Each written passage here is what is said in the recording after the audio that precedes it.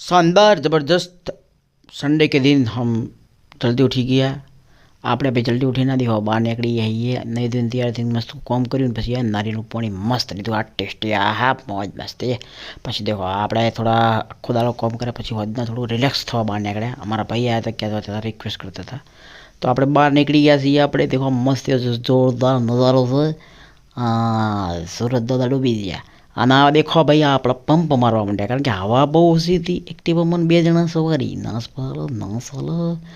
પછી મસ્ત એવું જોરદાર અંબાજી માતાનું મંદિરના દર્શન કર્યા બહારથી જ કર્યા જય માતાજી જય અંબેમાં